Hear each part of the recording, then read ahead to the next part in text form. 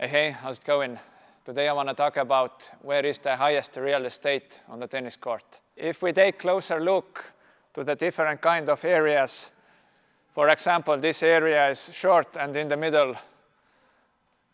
This area is closer to the baseline compared to the service line.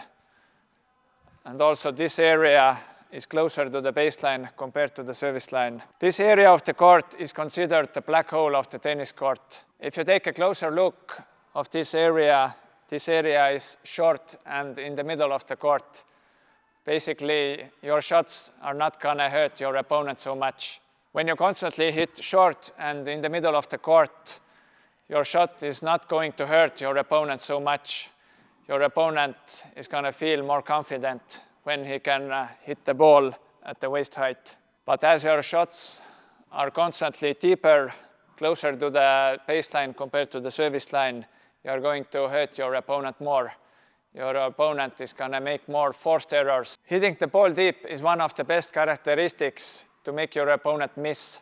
Because when you hit the ball deep, you give your opponent less time to get his hands and feet organized behind the ball. But when the ball is short, you give your opponent more time. And when your opponent has more time, he has more options against you. As you combine power, depth and placement, you are doing a great job to your opponent. If you aim on this area and you make a little mistake, it's even better. So there is no need to aim closer to the lines.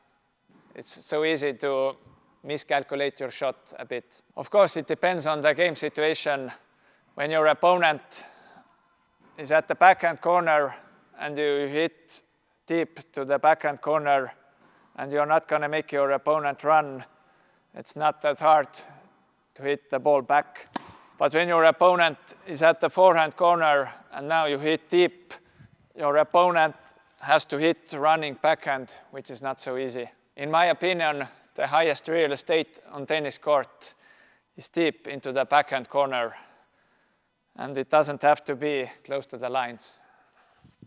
So around about 1.5 meters from the baseline and from the sideline, in my opinion, this is the highest real estate on the tennis court. Hitting constantly short and in the middle of the court won't hurt your opponent so much compared to the deeper shots you have.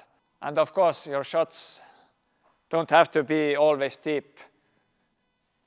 Hitting short cross-court shots is also an awesome idea. For example, when your shot crosses the singles sidelines before it crosses the baseline,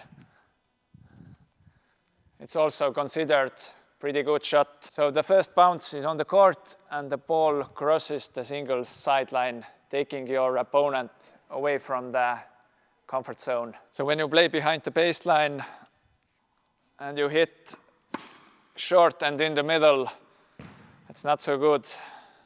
But try to hit deeper, higher over the net. As you play your points behind the baseline, try to pick the reasonable targets.